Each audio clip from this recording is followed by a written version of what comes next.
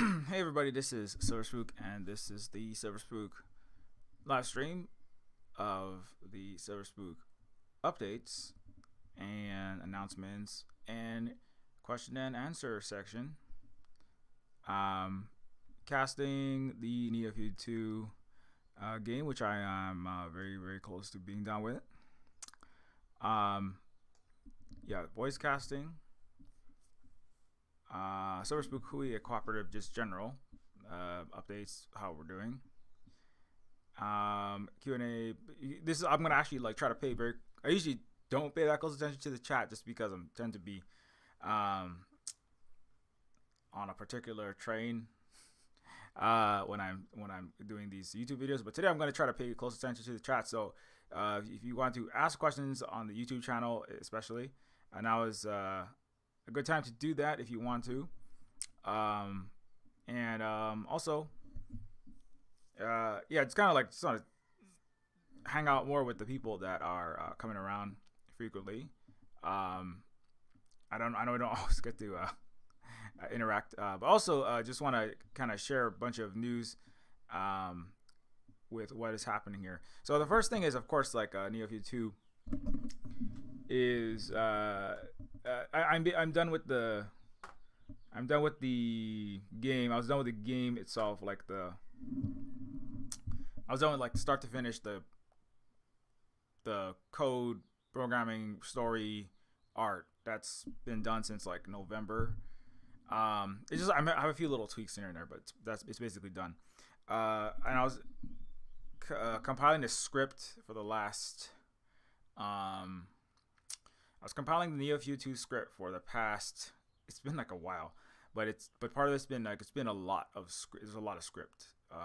As I have made an announcement previously on the Patreon. If you are a Patreon supporter, by the way, if you would like to support us on Patreon and help this anti-capitalist, anti-colonial Native Hawaiian as a Native Hawaiian run worker-owned cooperative game studio. And also we do education, games, activism, and land back, restoring our local food systems here in Hawaii. That's all part of the work that we do. But gaming is like the thing I spend probably the game not playing games, but making games, programming, coding, writing the stories. That's what I spend most of my time doing. So if you'd like to support us, don't forget you can go to patreon.com/neofeud and become a supporter and help us out with that work.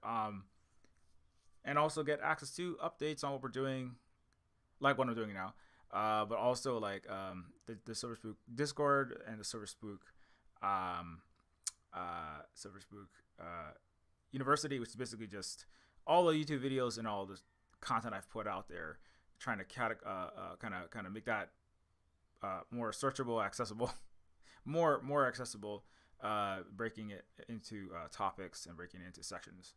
So if you would like all that, I'm kind of front loading that. I usually say that at the end, but this is all about the Spook Cooperative. So that's how you can support us. Also, of course, direct support through Ko-Fi, and don't forget Neofeud. Neofeud is on sale right now. So that's like one aspect of being a indie business, independent business in general. Then there's a whole other layers of being a cooperative business, and then there's a whole other layers of being a native indigenous run one. But one of them is you have to kind of wear a lot of hats, like I was talking about on Twitch last time. So on a recent Twitch stream, you can also follow us on Twitch if you watch that. So I have to kind of promote. I'm at all times. I'm basically trying to get people to discover in this difficult contest over eyeballs and attention time that is that unfortunately that I predicted that will not if you achieve communism, that may never end. That I remember having that thought a long time ago. I was like, even if we get there, we're still gonna have to try to people it's kind of like you cannot you can't have there can't really be a Medicare for romantic partners. There will always be people or friends, like people like who they like, and if they don't really enjoy your company or your, your art. I mean, because that is important that people do this, and this is art. But if people don't really like your art, then you can't force somebody to play your game or look at your picture or listen to your music. So that's all. It's always a bit nerve wracking. Like, how do you even do that nowadays? How do you get people to see and discover your games, indie games? And I cannot tell you. It's very difficult. I can't tell you exactly how. All I know is that like, but part of it is actually I think that's part of where like because we make games, but we're also early on I always said like we're trying to make not just games but also make like some kind of impact in the world, like not like let's make the world let's like the art should like impact the world in a positive way for everyone and the environment, whatever that happens to be. And so like that the action, right, like I think also helps people to care about. I notice that's definitely a thing, whereas people don't really want to. It's hard to determine like like what are you gonna do with your time and your life, especially when there's many problems, to put it lightly, nowadays, right? And it's kind of like there's so many things that seem so pressing, and they are pressing things, right? So it's almost like you feel like guilty, like having fun or consuming art or just like reading a book, like not being in the present can feel like almost like you are foregoing responsibility, right? Which is like not necessarily a bad feeling, right? But it is. I feel like that is that's a 2020s feeling for sure. It really should have always been a feeling, but so I think that's part of where like where the we talk about a lot of topics like decolonization. We talk about stopping like the various kinds of bigotry and systems of inequality. And Neofeud is obviously a game that deals with those. In various kinds of inequities and how they play out. Whether that's floating palaces full of immortal techno king, neo-feudal techno kings, or mass prison industrial complexes and military industrial complexes below with hippie terminators and ex-con hip hop artists, drug dealer turned revolutionary robots, whatever it is. Like the impacts of the game, I feel like is like part of like what also can help to give people like, well, that's worth spending my time on, because I could just play a game that's fun, but if I'm playing something that's gonna like, I don't know, help me learn something, or I'm gonna share that because like that's something that's valuable for people to know in a time of extreme badness, let's just put it that way. And so all that kind of work together, and so that's also why we but it can be hard because then like companies like publishers, certainly big like for-profit profit-driven publishers, game publishers, right, which sometimes it has been like really kind of hard to survive as an indie, right? They don't really want to kind of have certain kinds of topics, and they have an Overton window. They have a limit of what they will tolerate, and so that's part of why Silver Spook Games even exists. Because I did work for AAA game companies before this, big AAA corporate companies, smaller ones that are still capitalist corporate, for the money, for the investors sort of companies. And I just did that just like I was like I don't want to do that anymore.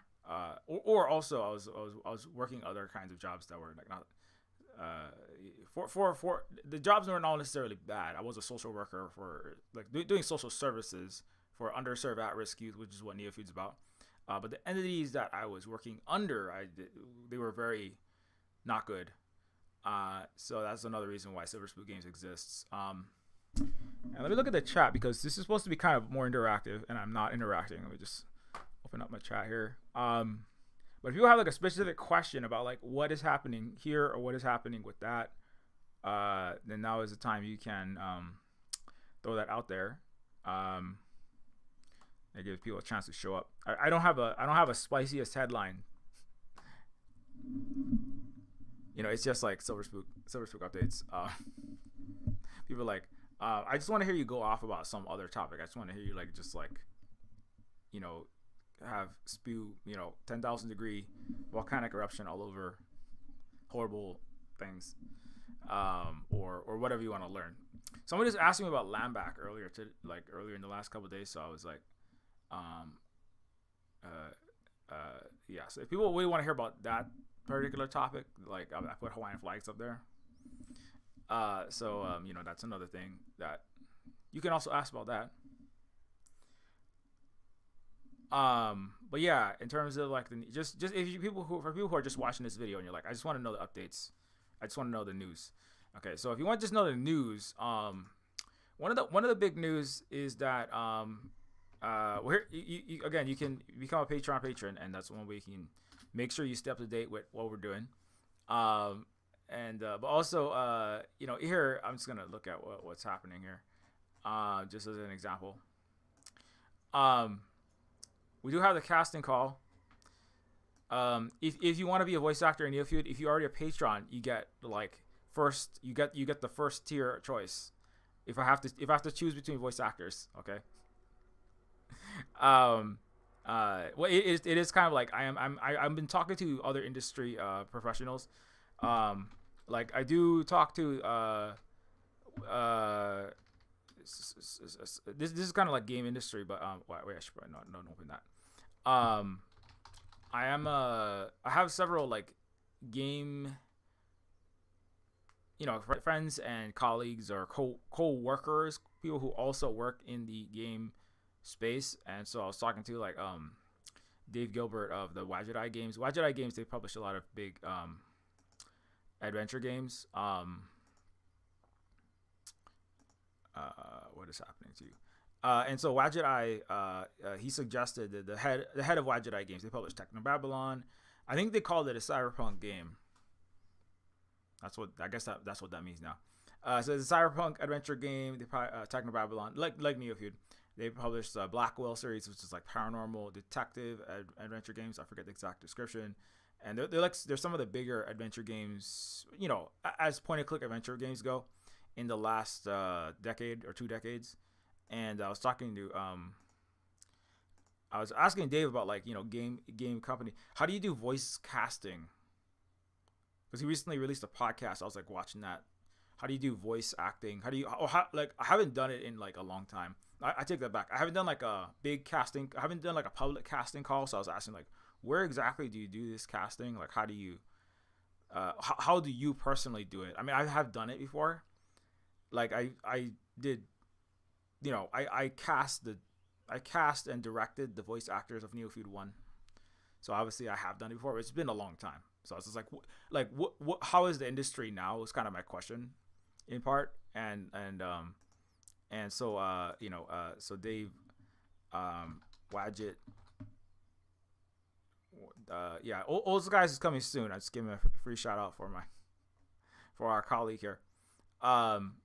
Old Skies is a new time travel adventure game coming in spring of 2025 for the PC, Mac, Linux, and the Switch. So I was asking. Dave is also promoting. He's also he's an independent small like studio. I mean, it's a little bit bigger than ours, but it's kind of like him and his partner, wife, and a few of the long time. It's like a 3 to 5, or I forget exactly on the core. There's a handful of core people, so it's similar to what we do. So I did a bunch of podcasts with many of these adventure game creators, and in the like about 5-6 years ago, and I was asking like, how do you cast for these games? How do you cast, like, how do you cast it? And then I realized like, oh, because Dave already has like a whole team of people that are like his core team. They're like actors that he worked with many times, and so he doesn't really need to do a public casting call. And I was like, oh yeah, that's right, that's true. But for Neofeud 2, like when I released Neofeud 1, nobody knew what Silver Spook Games was. Like it was basically unknown, right? So, but now some people know what Neofeud, and some people know what adventure games Some people know what Neofeud is. Some people know who Silver Spook Games is, or they know something about it. They heard of Neofeud. They heard of the cyberpunk adventure game. It's people who are in the retro games, adventure gaming, cyberpunk gaming circles. Probably have heard of it at least if they haven't played it. So it's a little bit different. Also, I have like a lot of new people that are involved, that are not involved. I know a lot more people now. I'm not like personally good friends hanging out with them all the time, but like I like have some connections with different people. One of them is I just want to quickly give this shout out to it's not really, I don't have to give them a shout out. I think everybody knows who they are already. But like not American Johnson and Luna Oi, who I've already worked with them on another game, which was the Colonators, but apparently the American Johnson and the non-compete channel, which is American Johnson and Luna Oi, which Luna Oi also has their own channel. I've done many events through the Luna Oi as well. They're also married. One of them is American, and the other one is Vietnamese, and that makes it a bit more interesting. And they make a lot of like left content, very anti-capitalism, similar sort of politics. And EJ actually met a long time ago because I was looking at random. I forget, it was YouTube. The YouTube algorithm accidentally started it up in like 2017, and then American Johnson was talking about like how can we help stop this system that's like destroying everything by profit over people, called capitalism. And it's like we need more like movies and books that are directly like fighting that system. And also we need like art of all kinds, movies, books, TV shows, games. And so I was watching a stream. I remember I was like watching one of the streams on the non-compete channel, and I was like, actually, Neofeud, I feel like that was part of my purpose of Neofeud the game, was to try to fight all those, kind of like describe, critique all those systems of inequity like more directly than they often are, I feel like. So from a native non-white person under U.S. colonial occupation in Hawaii, I was like, I have a perspective on that. I wanted to communicate that in games. So I said, EJ, would you like to? I do that. Would you like to do like a video? And I could talk about Neofeud, which is my anti-capitalist left game. And so that was the first time I kind of got introduced to all these. I got introduced to all of these various like it's kind of like, now they call it like BreadTube or LeftTube, or just like leftist content on YouTube and other places, like Twitch, etc. And so that was kind of like the gateway through that. And I've done like several events, several videos or streams with the non-compete folks. And the big news, one news, I'm running this because non-compete American Johnson and Luna Oi are going to be voices in Neofeud 2. So they're gonna be showing up. I probably should have put that inside of this Silver Spook update image, but so the non-compete American Johnson, famed internet something, I don't know what that even is,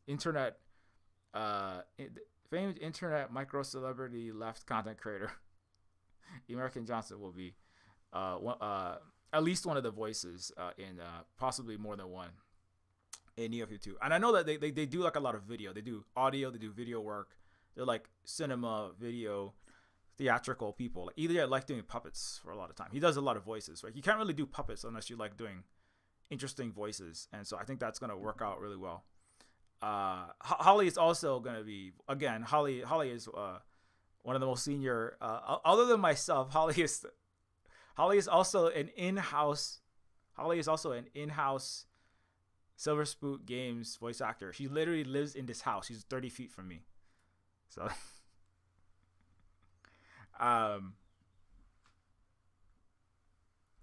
I can keep making that joke on every platform. I can go to Twitch, then I'm gonna go to YouTube, then I can go live. I can go live on TikTok and then make that joke again. It's great. Um. Anyways, okay. So the silver, yeah. So yeah, we're gonna have American Johnson and Luna Oi. We're also gonna have there's another game. Just this is all about Silver Spook stuff. So I'm just gonna just drop this all right now. There's not as you talk about all this other stuff at the end, but we're gonna front load it all. This is all about Silver Spook Games and Silver Spook Cooperative. Decolonators. This is actually I have directly worked with EJ and Luna before in a game. So Luna Oi, Decolonators is a game where you play as I say usually at the end, you play a Vietnamese fighter against capitalists and against colonialists, right? Against these oppressive systems. You're resisting your own subjugation and oppression and really terrible bombings. Even Americans were very upset by the Vietnam War and what the U.S. imperialism was doing in the Asia there. And so you play on the other side. You play Luna Oi with your AK-47. You not Luna Oi. She was a bit not yet born during the time of the Vietnam War. But you play a Vietnamese fighter fighting against the U.S. Military, dropping Agent Orange and napalm all over villages and just doing horrible things. So you play that, and it's just somewhat a satirical, tongue-in-cheek comedy game. But it is a game that is, it does. Luna help with the. Luna Oi is a Vietnamese woman who. Happy International Women's Day, by the way. Happy International Women's Day. Shout out to all the women, including the women fighters. Did you know that the Vietnamese also had, unlike the U.S. military, did you know that for international women, do you know that the Vietnamese women did a lot of the fighting? Not all the fighting, but they were fighters also in the Vietnam War, and they actually captured many male American soldiers. There's a famous picture of that. Where is that? Yeah, this one.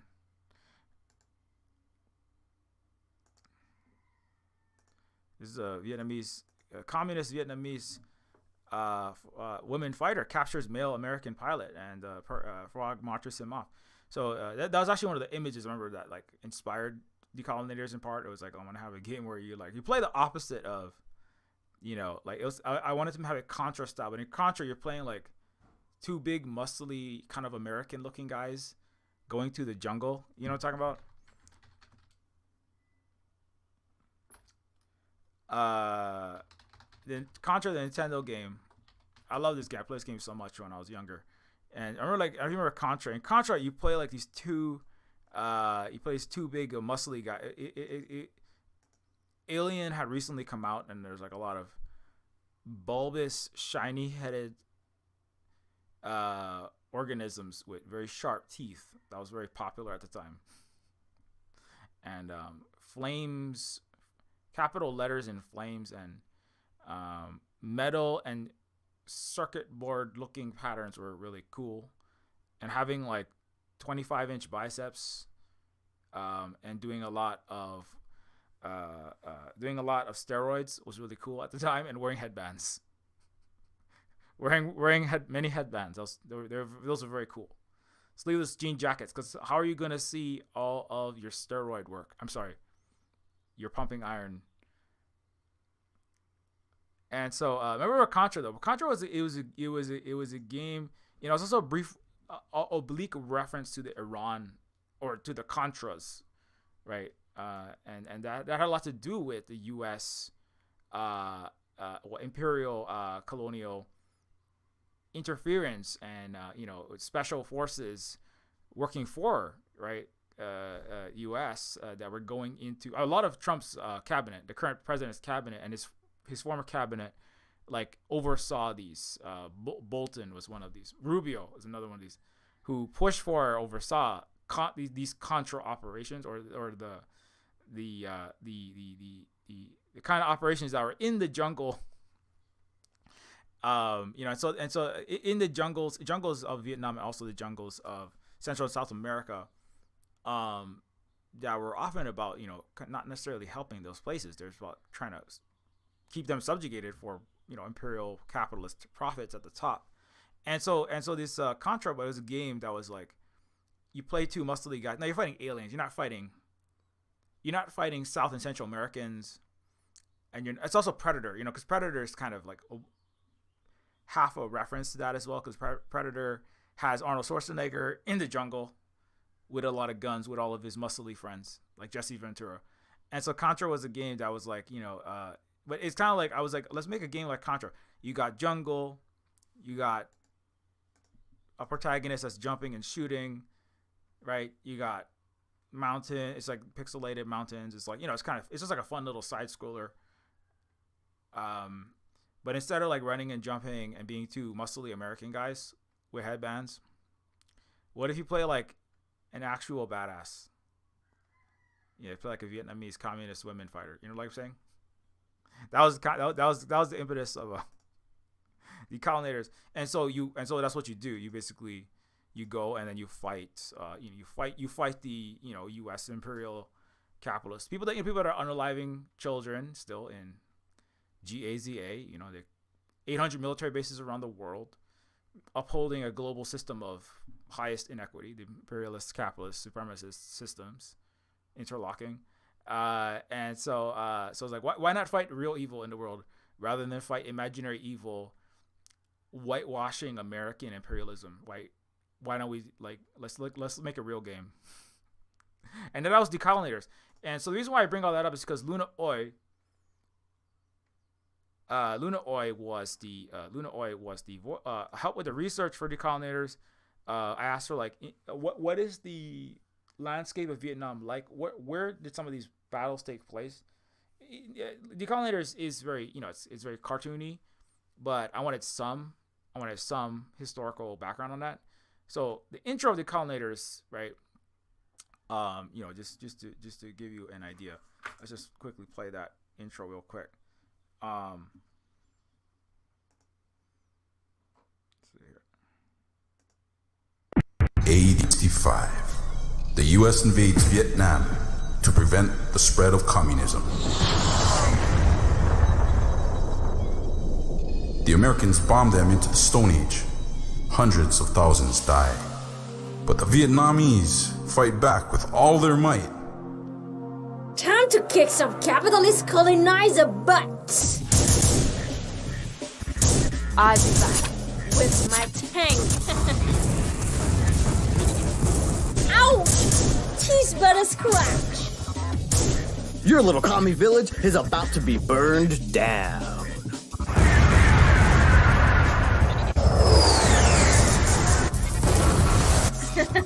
You Western clowns aren't being.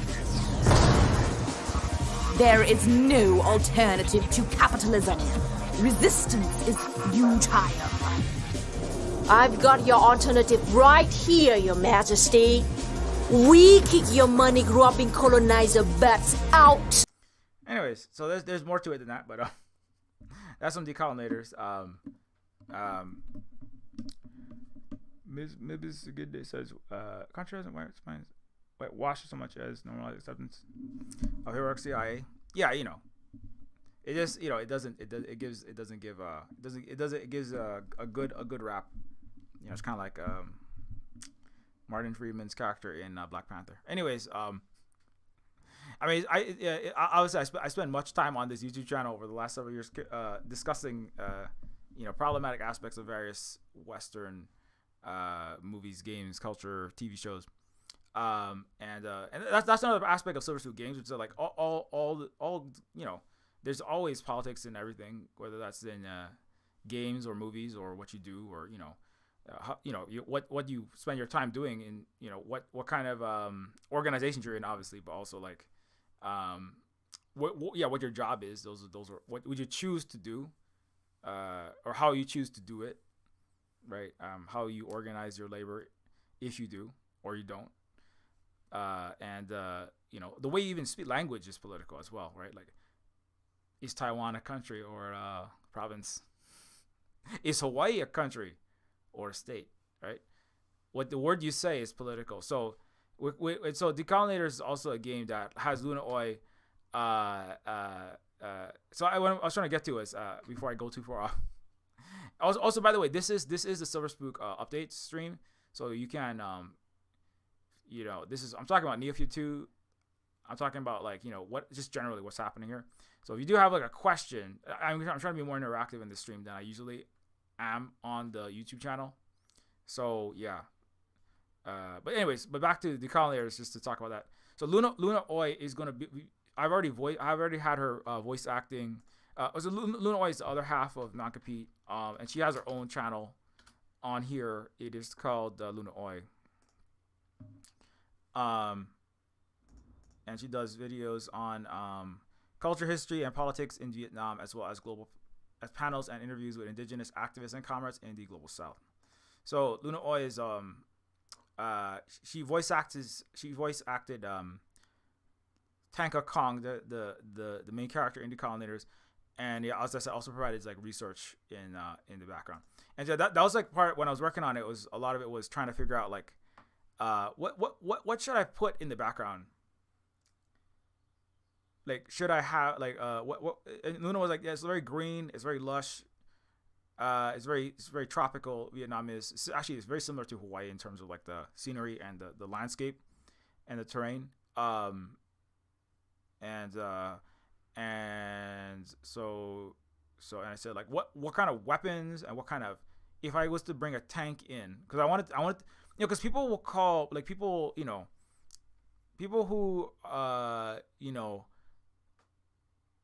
let's just say people who go after African, global majority African, Asian, Central South American, and indigenous peoples' resistances to colonialist systems, and by extension the capitalist systems that they come with.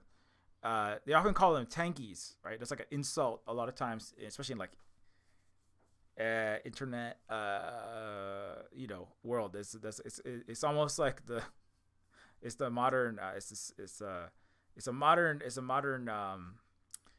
see that there's a meme where there's like you take the N word, you put a silencer on it, and out comes tanky. That's like so I was like, I want to have a tank in the game so that people, it's like you're gonna call, many Western people who call, describe them as leftists will sometimes in the discourse will use that word again, and you're gonna say that anyway, saying that if people resist, basically it's kind of like if people resist with any kind of organization, or people resist with any kind of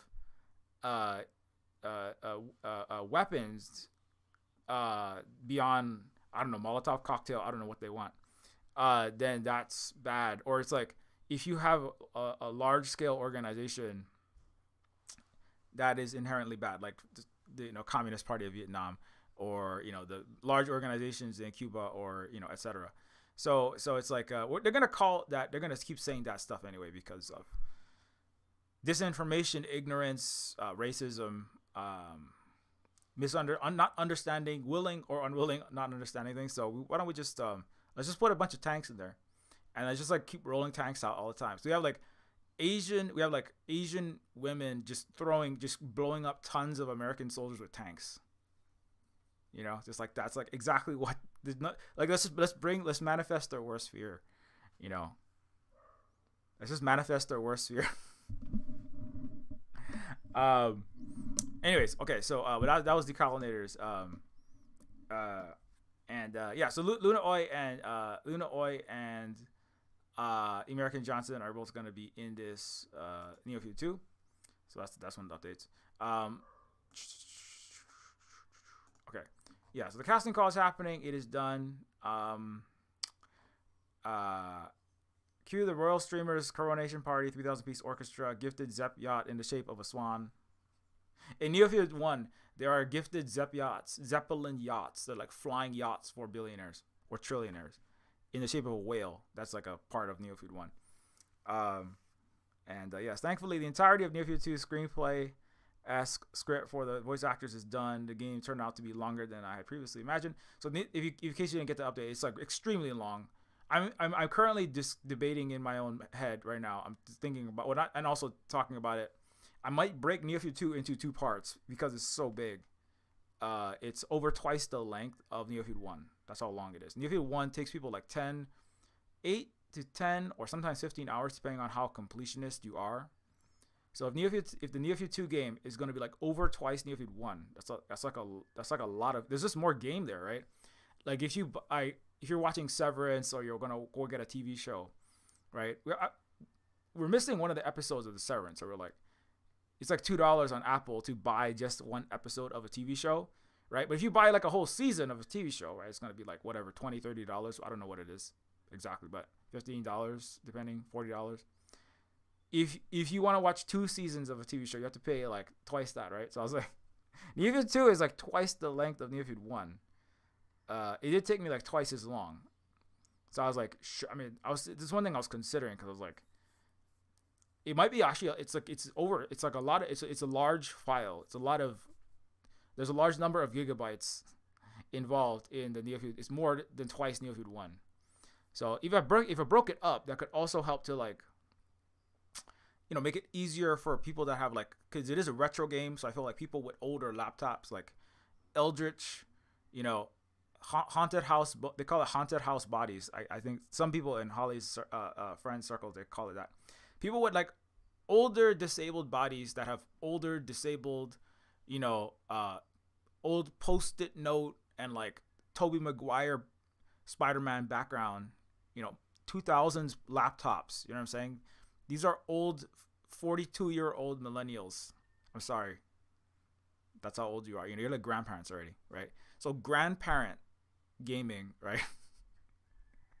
Grandparent gamers who are going to be playing Neofeud 2. They might have grandparent old rickety old machines. So I'm like, maybe I want to downgrade they're also broke. Right? They can't afford like a brand new they can't afford a brand new 65 terahertz billionaire techno king diamond and ruby bejeweled gaming machine, right? They can't afford that, right? That's who the targeting now is. It's like it's the plutonomy now. So, but the non-plutonomy neo-feudal surf elderly gamers with their broken old Alienware or Hewlett Packard, whatever they got, I don't know what they got, right? They're like playing on a Dreamcast. They're trying to like reprogram the Dreamcast they got for their like 20th birthday to play Neofeud, right? I'm kind of only half joking there. I know somebody was trying to get Neofeud working on the Dreamcast. So I was like thinking about, anyways, long story short, long extended joke aside, I wanted to get Neofeud to possibly split into 2 bits, but we'll see.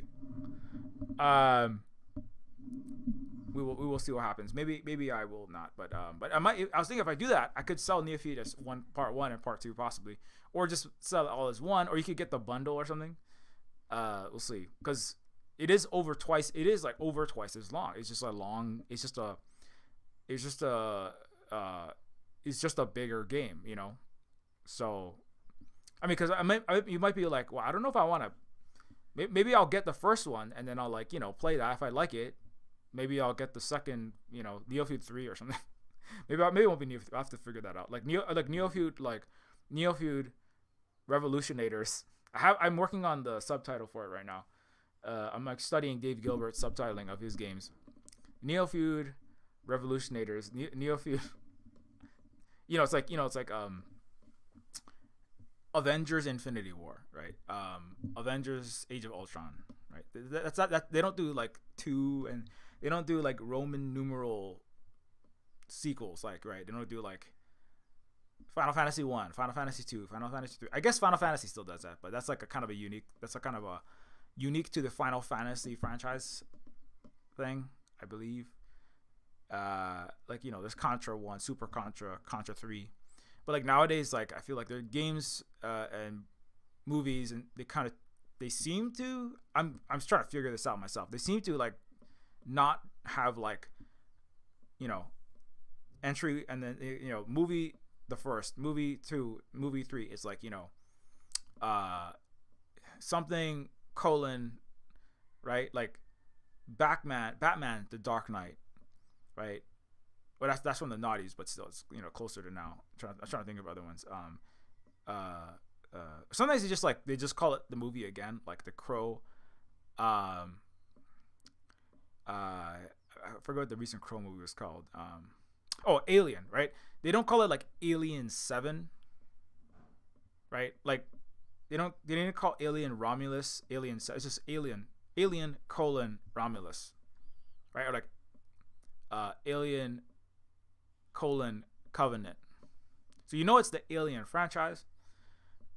So anyway, that's me thinking about the titling. That's a whole other part of what I got to do now.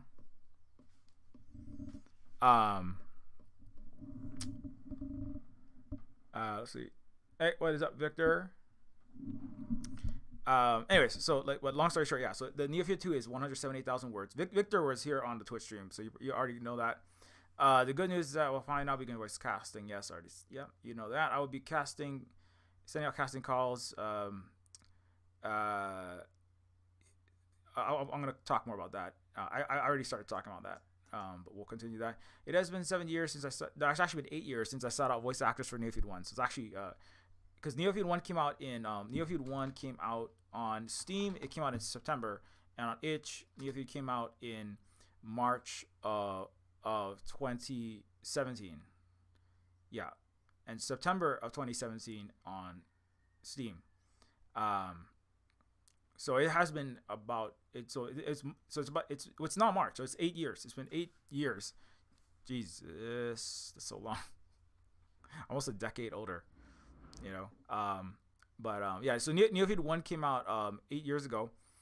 And so I haven't done voice casting in a while. So that's part of what I'm trying to get updated on.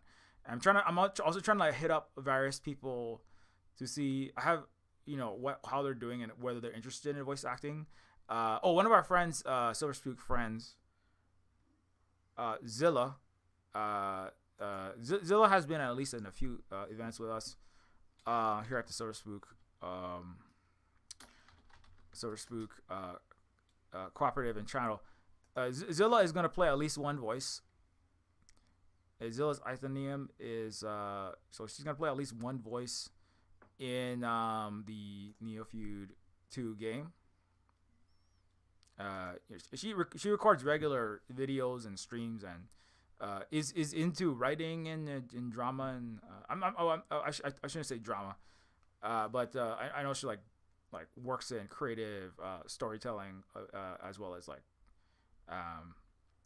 has a degree in I believe antiquities, philosophical and political topics, board game media criticism, educational snippets, linguistics, history, and I think her focus was in Greek and Babylonian or Greek, Roman, and that ancient Greek and not modern Greek. General strike, Molotov cocktails flying in Greece, per se. But specialized in ancient Greek and ancient antiquities era material. Anyways, so which is actually kind of interesting because Neofeud 2 deals with some of Neofeud 2. What it deals with, if you've seen any of the Neofeud 2 footage, some of it deals with indigenous and non-Western reinterpretations of or responses to or perspectives on Western, which includes American, European, but also antiquities, Greek and Roman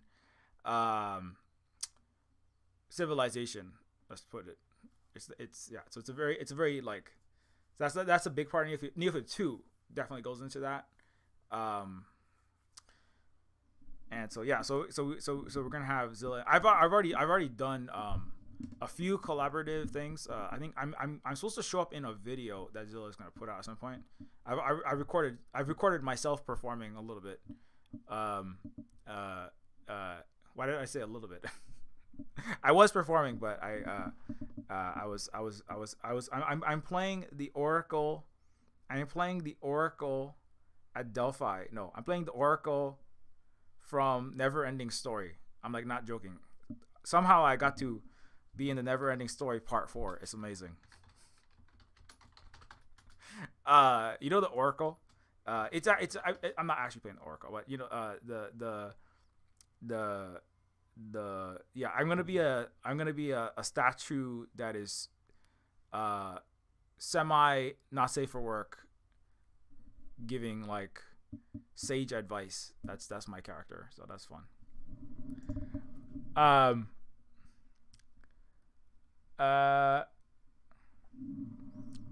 Theater kid. Yeah. Well, Zilla's definitely not a kid.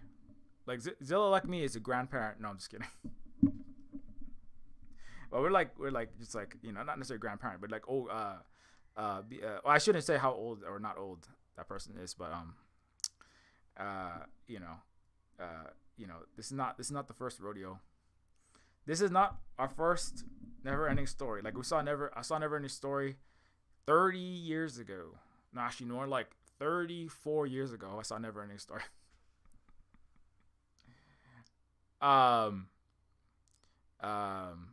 Sometimes I wonder, like, shoot, how am I gotta make sure all the Neofeud updates are. I gotta make sure Neofeud 2, like, the jokes and the references are like even gettable by modern audiences. But sometimes I remember the average adventure game player is like 55 years old. Like my friend James Dearden of Techno Babylon, he said I was talking to him like in January, and he said like the target audience I picture is basically my mom. And James is about my age, so his mom is like 60 70. And he's like the average demographic is, you know, a 70-year-old British woman in the adventure game. So I was like, well, I guess I don't have to worry about people not getting references then. You know, that's the target audience. Anyways, so yeah, that's just random stuff. Okay, anyways. Oh, did Victor ask a question? No. Again, if you're just tuning in, you are free to I am just here giving updates and then also like doing Q&A. So if you want to ask a question about something, you can do that now. I know I'm often not always watching the chat on the YouTube channel, but now I'll be doing that more because this is about, just talking about generally about the Silver Spook Cooperative, and also Neofeud 2 as part of that. You can also ask about other stuff too. So if somebody want to hear more about Indigenous, Native Hawaiian perspective, like land back and that kind of stuff. Somebody was asking me about that earlier, so I was like, that person might show up in here, but they don't. I mean, not necessarily. What was I going to talk about? Oh yeah, so there's a casting call. It has been years since I sought out voice actors. That's where I sidetracked myself. Okay, so like this is like a screenshot. If you want to see the current voice acting document, I will show you right now. This is a live. I will show you live game dev right now. Okay, this is the Neofeud 2 script. In fact, I will show you both the Neofeud 1 and the Neofeud 2 script right now. This is also plausible deniability in future unwanted, hopefully never happened court cases, right? Or future accusations that Silver Spook was a Gemini, OpenAI / Meta / Gemini generated hologram. In case anybody accuses me of being a hallucination of Sam Altman's techno dystopian server, okay? If anybody accuses me of a Neofeud of being AI generated, this is my receipts, okay? So download this to a hard drive and preserve it like an Irish monk during the fall of Western civilization the first. Okay, preserve this file somewhere deep in the recesses of your Faraday caged underground 6 feet steel vault. Okay, put this video evidence that Silver Spook existed there. Okay, so after you get EMP'd, right, and DeepSeek unearths and destroys with the team of Unitree hyper advanced micro tokamak fusion powered robots, all of the Western civilization. Just make sure you record this, okay? Because I gotta make sure that I can beat the allegations of not existing. Okay, here we go. Where did I put it? Uh,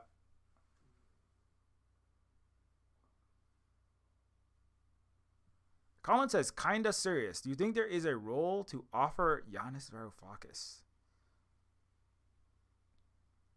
Is there a role? I was trying to read it. I was like, Giannis Varoufakis. I'm sure he's well fed. You know, I know Greece is having some food and supply chain problems, but I'm sure he doesn't need any dinner rolls. And then I was like, wait, no, that's not what he meant, or that person meant.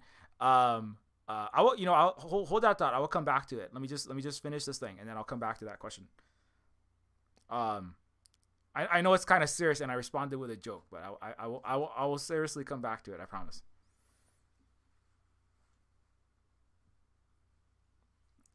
Yeah, I do know who Giannis Varoufakis is, so yeah, and yeah, Holly has a link there.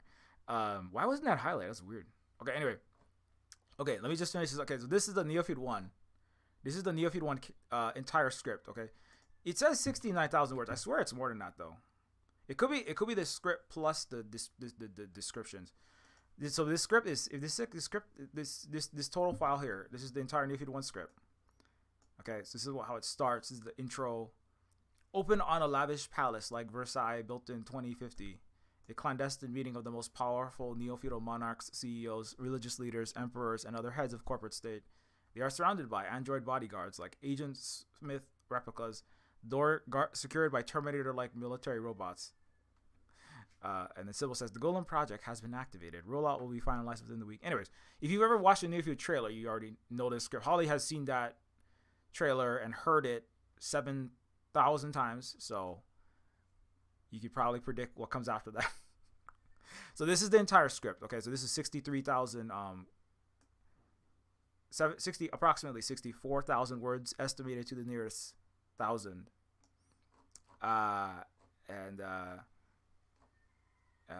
With stage directions as well. Okay, and this is the Neofeud 2 script. Okay, the Neofeud 2 script is okay. If you look at, I am still making the character list. This is not even close to done. Neofeud 2 is probably going to have around 50 characters. That's about twice the Neofeud 1. Neofeud 1 has 7 major characters. 1, 2, 3, 4, 5, 6. 1, 2, 3, 4, 5, 6, 7 secondary characters, and then like 1, 2, 3, 4, 5, 6, 7, 8, 9, 10, 11, 12, 13, 14, 15, 16, 17, 18, 19, 20, 21, 22, 23, 24, 25, 26, 27, 28, 29. Actually, it's 29 characters. So Neofeud 2 is probably going to have like 50 to 60 characters. There's already like way more major characters when I look at it. I gotta yeah, there's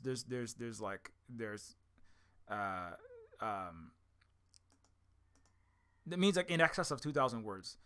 They're gonna have like, Carl Carbon had like half the script in Neofeud 1. Carl Carbon is the main character of Neofeud 1, and he had like 30,000 approximately 30,000 words.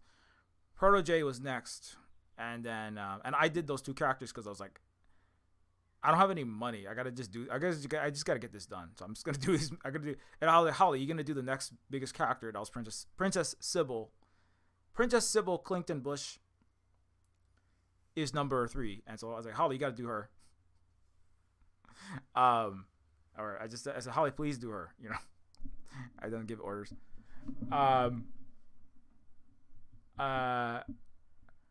That dog story detail, no pro voice actor. If you have any character that needs lines and speaks broken English, I'd be able to help. Speaking of that, you know actually the character that the person who played Detective Hoyt,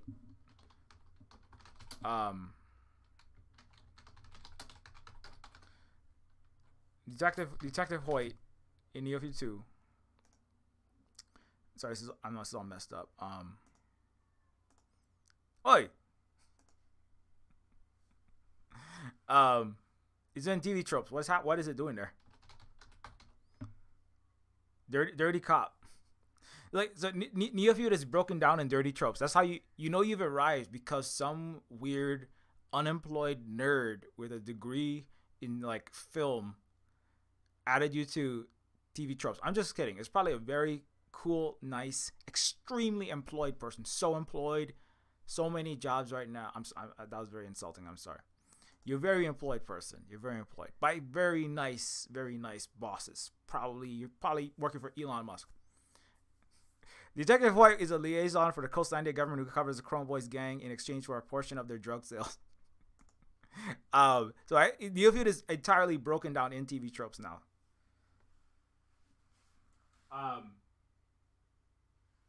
Holly became a voice actor by going, Holly, it's time to voice act, and that's how Holly became a voice actor. That Holly actually acted in my games way before Neofeud. Holly was like barely, I almost said barely legal. That's not good. That's not what I meant. Holly was always legally voice acting at social games. Everything we do is legal. Nothing illegal has ever happened within like 5,000 miles of me. Okay. Holly was a voice actor for Terminus Machina a long time ago. That predates Neofeud by a long shot. Anyways, Detective White is a liaison for the government. So what I was trying to get at was, because Monogatake or Victor was asking, like, I'm gonna come back to your question also, Colin. Can I voice act? The voice actor for Detective Hoyt. Hoyt is also a reference to Training Day. He's a reference to the Training Day, starring Ethan Hawke and Denzel Washington, and Ethan Hawke, right, plays a cop alongside Denzel Washington, right, and it's his Training Day, and then you know, so Detective Hoyt, in part, it's all about the dirty LA police, and you know, Denzel Washington gets into smoke PCP and all. It's a wild early noughties movie about policing in Los Angeles. Let's put it that way. And Ethan Hawke's like this like gumshoe, and like, so actually Detective Hoyt, his character is like partially a reference to that specifically. That's why I call him Hoyt. Where is he? He's a cop in the arcade. Yeah, Neofeud. The guy in the sunglasses. Not those. Many people have sunglasses. I take that back. Many people, I wore sunglasses sometimes. This guy. And so Detective Hoyt, his character, he is a dirty cop, but you know, he was actually played by somebody who was from a Spanish colony or a former Spanish colony. He actually had a very thick Spanish accent. I should take that back. He could do a thick Spanish accent. It was actually played by a Filipino person, and I can't recall his name at the top of my head.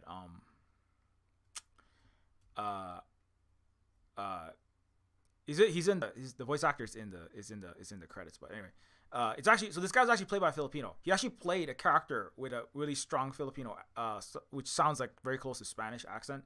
That's what I was trying to get at. So if he played like one of his thick Spanish accent was one of the gangsters, the robot gangsters that like threatens to saw your legs off and turn it into part of his collection of, you know, meat cyborgs.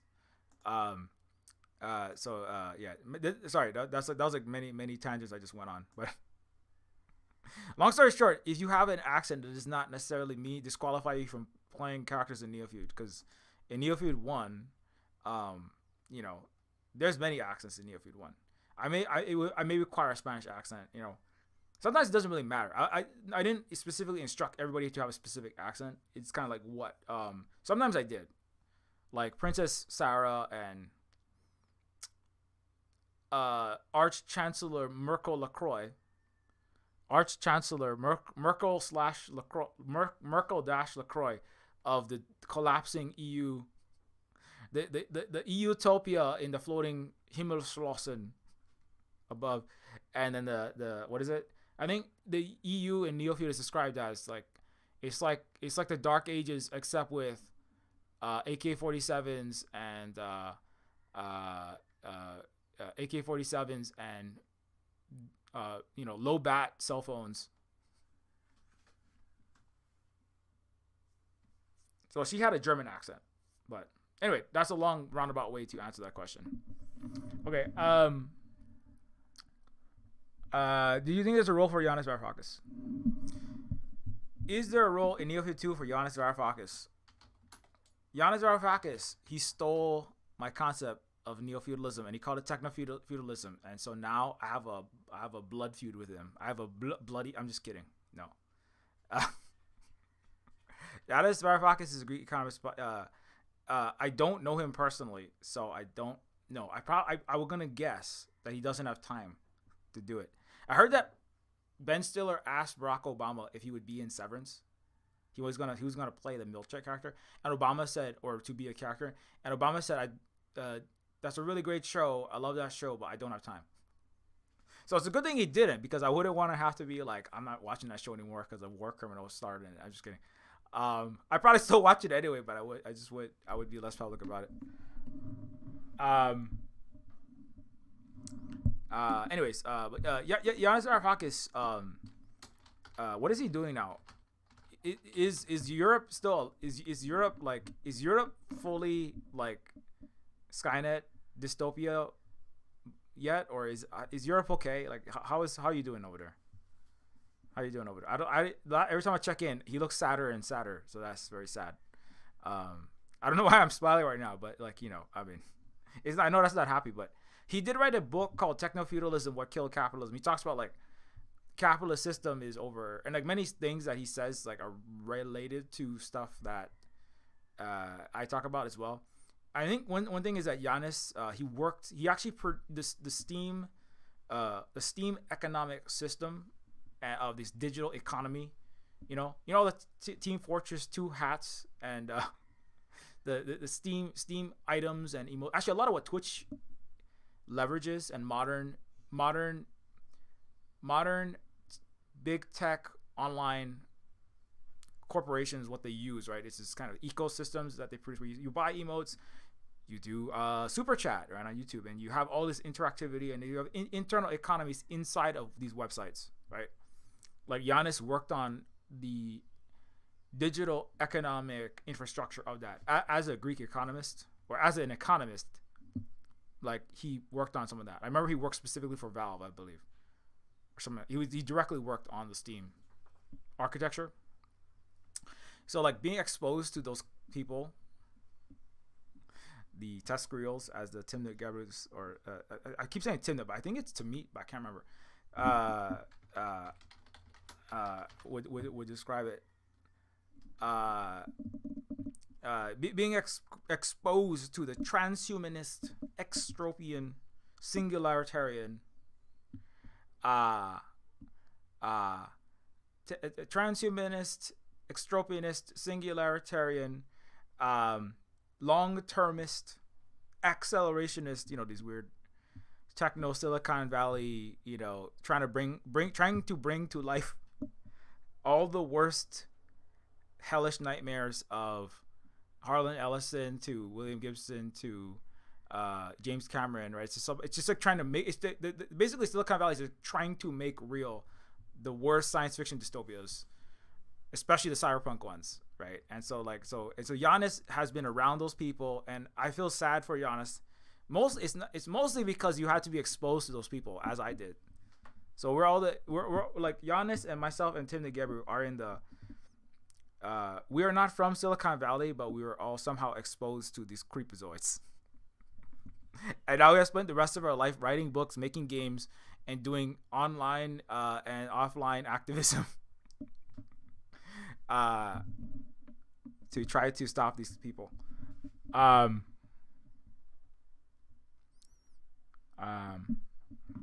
Anyways, long story short, I don't know if Giannis will be able to voice act. If I had to guess, he'd probably be like, I don't know if I have time to do that. I got lots of stuff to do. And it's totally fair. He's got Giannis is going to have to worry about where he's going to get Musaka next week, man. I'm like kind of not even joking about that. Greece is like in havoc, just like Europe in general. He got like beat up by fascists a couple years ago. So he's got to be worried about like not getting punched in the face again by all the fascists running amok over there. So that's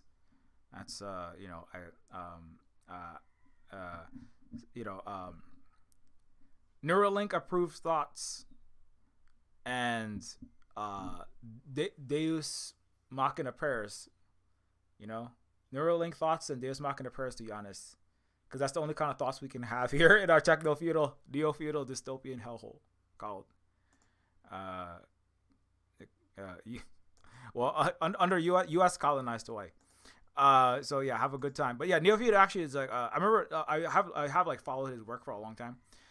Even back in the late '90s, early teens, he would show up on Max Kaiser's show back when the Max Kaiser had a show on RT, back before they turned white Russians into American freedom drinks and replaced all the vodka with lithium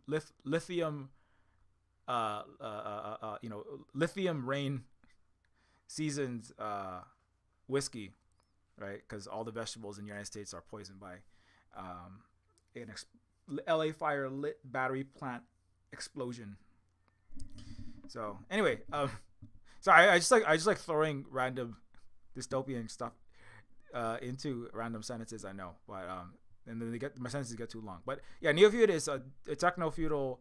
Techno-feudalism and neo-feudalism are like directly, related. And I feel like I don't know who invented the word. It's not really like neo-feudalism was described. I feel like even in the when I remember looking it up in the mid 50s, this term was used. It's feudalism coming back since feudalism like as commonly understood. As it was commonly understood, had commonly ended, or had ended in most of it was no longer deemed as the system anymore, right? Let's put it that way. Then feudalism as a system coming back was always like on the minds of people, because like, oh, what if that system comes back? What if we have feudalism again? Like, what if we have like tyrants, right? The American Constitution is wrapped up in like keeping that away, right? The American psyche is like, we don't want tyrants like King George, right? I mean, that's where I'm describing where the American narrative is and the minds, many of them are at, right? We don't want tyrants like King George. We don't want, and that's a lot of like authoritarians. We don't want these oppressive, overtaxing, unjust rulers that are just born into their power and their wealth, like King George was. And that's why we're American, right? And so there's always a fear, right, in the mind of in the American mind, and then by extension, right, in the Western mind, right, of like, what if the feudalism comes back? Also, in the French also executed many of the royalty at one point, and so then like that, and so that's always like a and like, so techno-feudalism, and Giannis lives in Europe, right? So when you say techno-feudalism, you're like, oh, feudalism is coming back, right? Feudalism is coming back through technology. A lot of people are talking about that now. Not just Europeans. A lot of people are talking about this. They should be thinking about it. Elon self-declared himself techno king, etc. This, and Neofeud the game is always is partially a response to that, that legitimate fear. And from a certain perspective, it's like again, from the American mind, it's like, I don't want to be ruled by King Georges again. From an indigenous perspective, from an African perspective, many African perspectives, Native Americans perspectives, it's like, well, I mean, whether you guys call your leaders kings or billionaire CEOs, I mean, as a Native American, I gonna fight either. I mean, you're doing similar kinds of horrors to me. I mean, you're afraid of being oppressed by a King George as a white American, but like as a native person of Turtle Island, you'd like you and your king, your Hudson's Bay Company under your monarchy of Britain, or your Tesla and your Exxon company under your president. I mean, it doesn't matter to me. It feels the same. right? So that's a different perspective on that. That's part. Neofeud is kind of like part of Neofeud is like there's feudalism and then there's also capitalism, and it's like this all kind of feels the same because you're playing, you're playing minorities. Right? It apply they're like also indigenous. Even though it's not explicitly said in Neofeud, but you're playing people that are like, well, I mean, like this, whatever you call it, the system all kind of feels the same to us.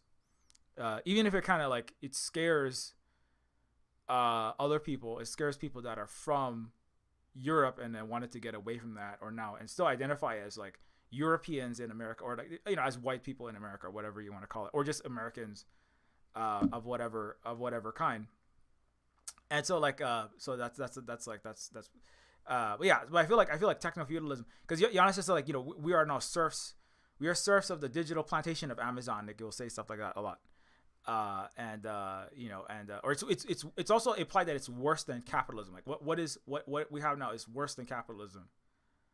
That's like I think I'm pretty sure that's like in the book, and like it's a little bit like to me it's a bit like enshittification sometimes, right? Because enshittification is like Cory Doctorow, right? In cyberpunk circles and science fiction circles, everybody knows Cory Doctorow.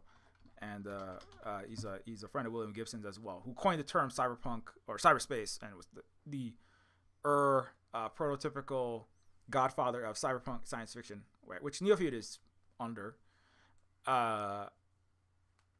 Cory coined the term enshittification, but like it's kind of like techno-feudalism. I feel like it's a little bit like techno-feudalism in a way, in the sense that like it's true that like the way in which the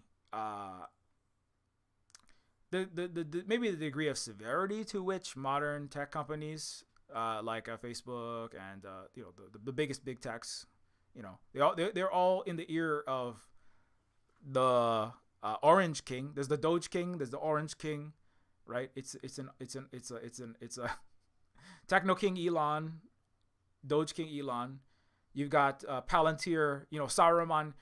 We've got Saruman King Peter Thiel up in there, right? Thiel is I think actually one of the most lucid of these people. None of them are. They're all kind of disconnected from reality, but Peter Thiel definitely is in the ear of, for sure, Elon and the other tech guys.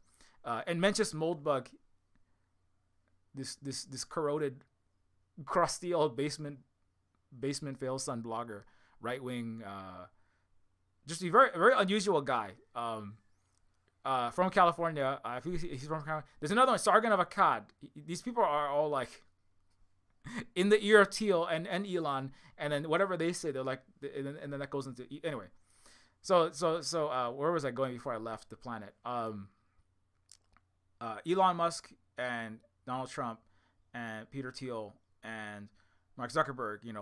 They are all doing things with their tech, right? They are controlling vast quantities of human thought, attention, and time through the tech companies in a way that is kind of new and unprecedented, and the way, in some ways, right? I mean, the internet did not exist in the 1500s. That's absolutely true, or in the 1800s. On the other hand, like enshittification, which Cory Doctorow was talking about with these tech companies, which is that as this huge numbers of people join and they gain monopoly share over search, like Google, over social media, in the Twitter sphere, in like the straight text and discussion, nobody really has 100% social media control. But there's big mega platforms like Twitter, Instagram, Facebook. As they gain, a kind of dominance over a sector, Amazon on online shopping, then they start to get worse and worse and worse as they squeeze money from the techno-feudal serfs, or from the users on these tech platforms, right? But that is just kind of normal capitalism. Also, that isn't new. Like when there was monopoly, there has been monopolies. There's monopolies, or a small number of, whether that's big ag, whether that's, Disney has huge control over much IP, has now, and it has had a lot of control over a lot of the entertainment market, movies and such, the biggest movies. Whether that was like, railroad barons, steel barons, big auto companies, right? When they gain monopoly, this is a natural tendency of capitalism. They start to, not make as high quality products, charge people more, because they've pushed out all the competition. They can get away with more and more of that. So gentrification is not necessarily like a new phenomenon. Now, it's new if you were born in 2000 and now you're 20 years old and you've used, or now you're 25 and you've used Instagram and Facebook for a lot of your life, right? This might be the first time you've really noticed that, but like that's not like the first time that monopoly, consolidation of power, a control over the production of resources or production of products in a tiny, a few or a single hand, right, has resulted in poor products at higher prices, right?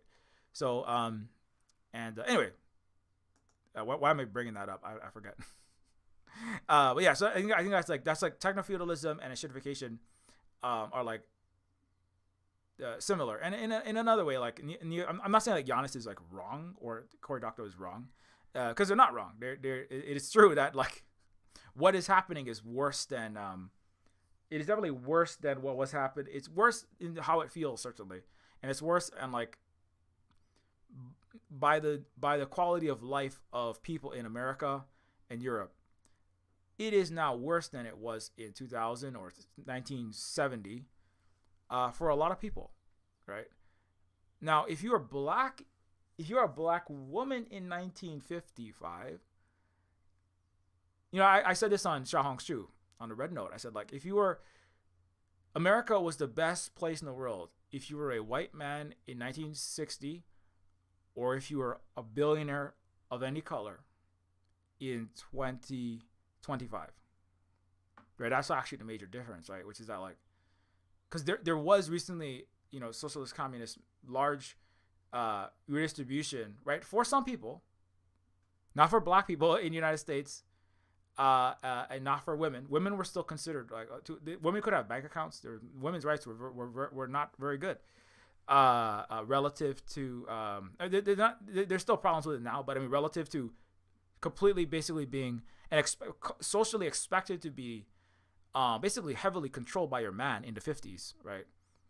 Think of the Stepford Wife, think of Leave It to Beaver, right? Like, if you're a woman or a non-white person in the United States, it wasn't too great. Now, it was great if you're a white man, though. If you were a white man in the 50s, 60s, 70s, you could live a pretty good life. You could have a house and a car and two kids and a wife, and you had to work one job, and it was pretty good.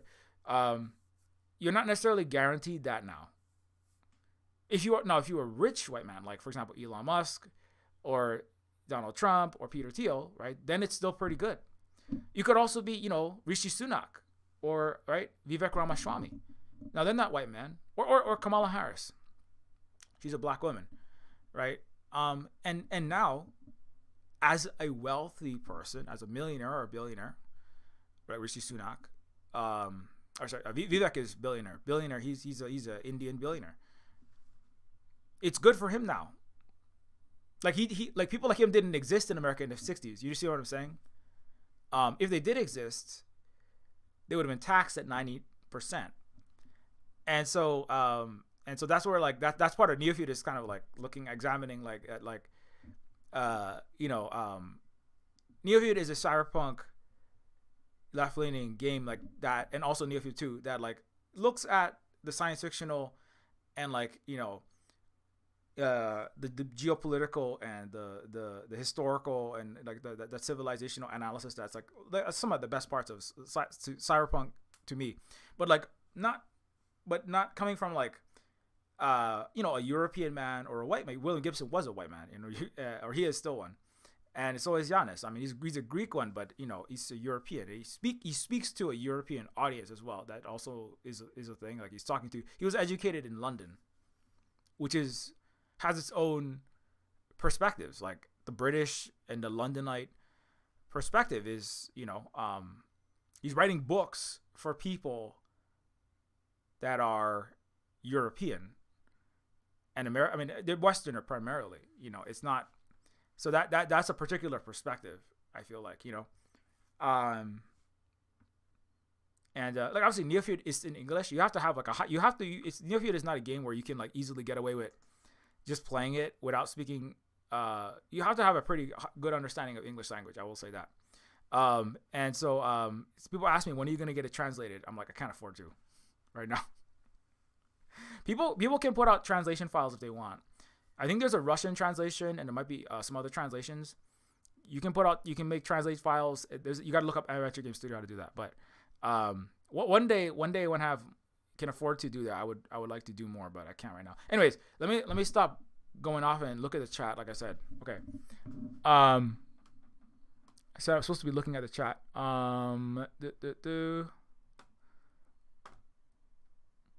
I'm sure you could write a dissertation on Western mindsets of wealthy exploiters, earning, deserving it, and how it relates to the medieval mindset of divine rule. Tech Rose, we built the orphan crushing machine from Don't Build the Orphan Crusher. Yeah, I mean that's how it always feels. So I'm trying to go back to the chat and ask to respond. At least I said I'm going to respond to people's comments and questions. So feel free to, you know, if you are here, this is a Silver Spook YouTube stream where I will be talking about Silver Spook updates and talking and to the chat it's not quite an AMA, because if you ask me something that's like inappropriate or illegal, I can't necessarily say that I will answer that, but I'll be looking at the comments and questions and responding to ones that I feel like I can, or the ones that I will choose to respond to. Like somebody said, Tech Rose, we built the orphan crushing machine from Don't Build the Orphan Crushing Machine. Yeah, like I tell Holly, like, it's like a joke around the house here that like if I say something, it's going to come true very soon. It's like very unfortunate, but like because usually I make very not good predictions. It's basically like something like pops into my head. I'm like, imagine if that happened, and then it happens. It's like it literally happens like all the time. It's kind of sometimes it's a bit annoying because I'm like, I need to put the game out. Like, don't happen. Like wait until like, because I'll say like, oh, what if you had like a we had like a they had like humans that had like wires inside of their heads, and they're like literally being told what to do by their giant corporations, and then Elon's like, I'm putting Neuralink wires in your head and tell you what to do, or something, and it's like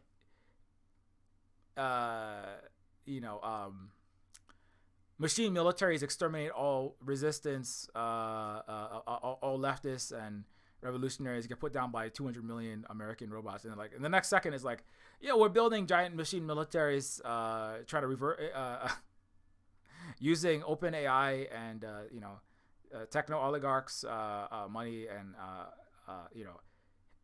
hegemonic control over all of the silicon and all the semiconductors. Well, like thankfully that looks like they're gonna have a hard time with that, but they're trying to get that. Marco Rubio and Hegseth just declared holy war, or he had declared holy war on communism and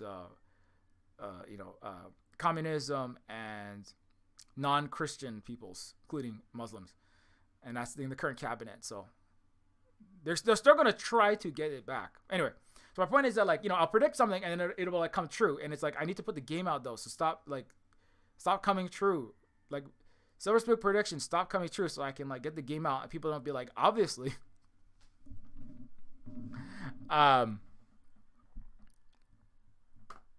Okay, let's look at it. Yeah, could I write a dissertation on Western mindsets of wealthy exploiters? I mean, yeah, probably, yeah.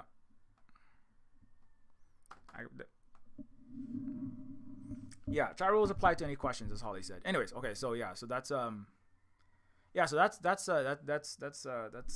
I feel like people have asked me, Silver Spook, when you're gonna write a book, and I point out that I say I say approximately 150,000 words on one stream, or like I think like over this, maybe over 1 week of the streams, I'm saying the number of words equivalent to an entire book every single week at least. So that's the book. Just take everything I've said. They have very helpful. There's a really cool open source. There's like an open source Manus AI that is like, you know, or DeepSeek. Have your local DeepSeek scribe digitally inscribe every word I've said, and that's the book. There you go. There you go. You see, I'm writing a book every single. People are like, when are you gonna write a book? I'm writing a book every week. Sometimes I write 2 books. Depends how long the stream go and how high my Rockstar. I'm sorry, unbranded caffeine and taurine blood sugar levels are. If it's higher, then you get 2 books. If it's lower, you get 1 book. That's how it works. Okay, anyway. So Spook update. Okay, let's I think I got to all the chats. If I'm missing a chat, you can tell me about that. But I'm pretty sure I got it.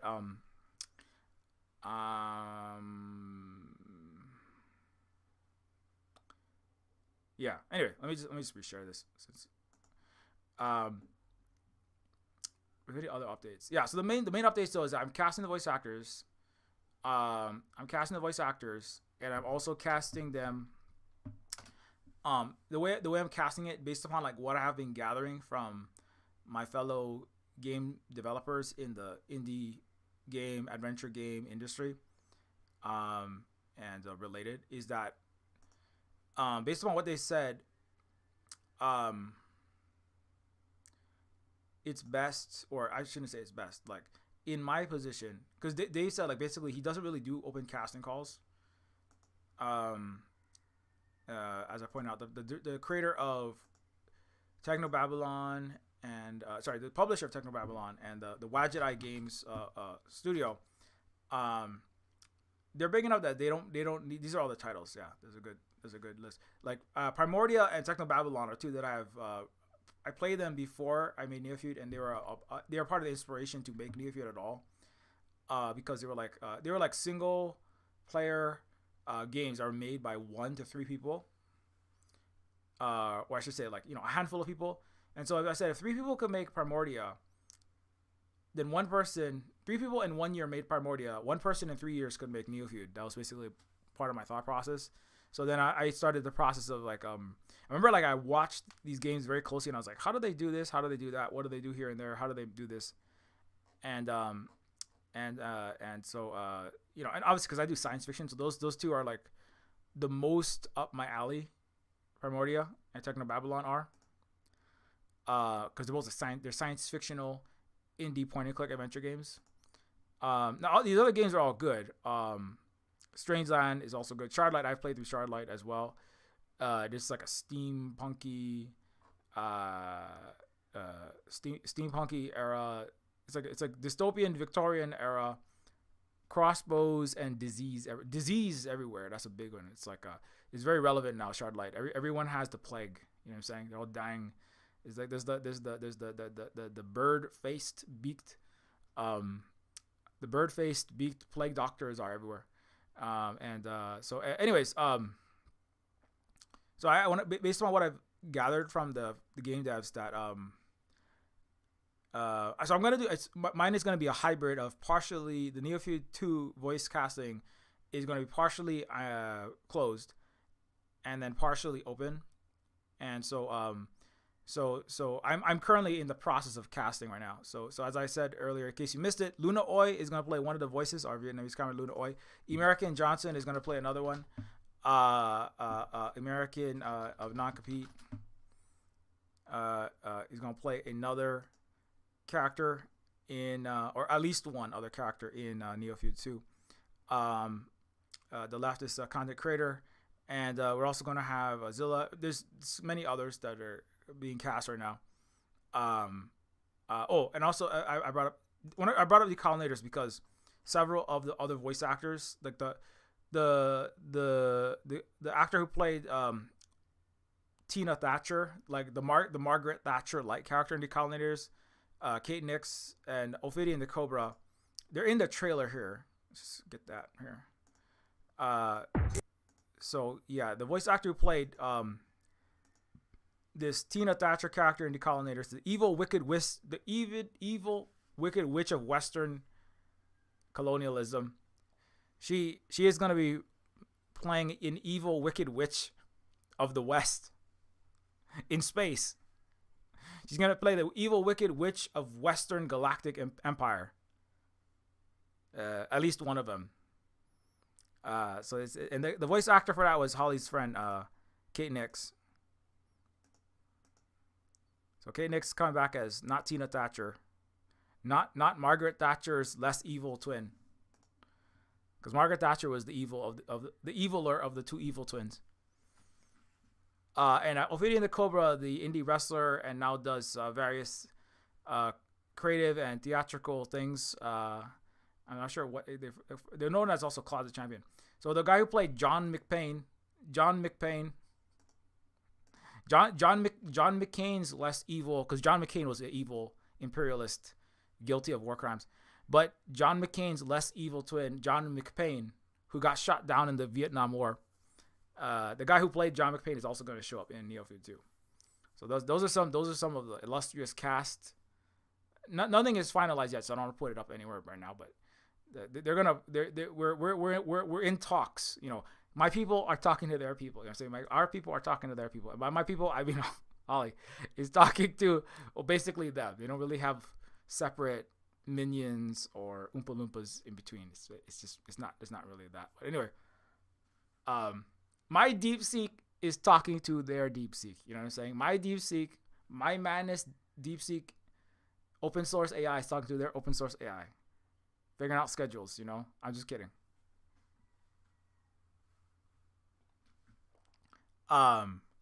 So we also have like there's a few other people. I'm currently investigating that. I do not.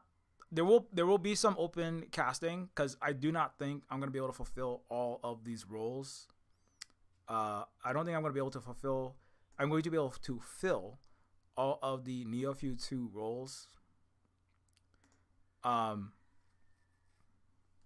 I said, there's like 1, 2, 3, 4, 5, 6, 7, 8, 9, 10, 11, 12, 13, 14, 15, 16, 17, 18, 19, 20, 21, 22, 23, 24, 25. There's already 27 characters. And I'm about halfway through breaking this all out. And so if there's 50 characters, there's going to be people that's going to get one other person. There's going to be other people that will be, there are other characters that will have open casting to be filled. So if you're like, Silver Spook, I'm not your close personal friend, how the heck am I supposed to do this? How am I supposed to get jobs in voice acting? And the answer is, well, I mean, don't worry, there will be some. Okay. Did you know, right? I just want to say this. Did you know that Hollywood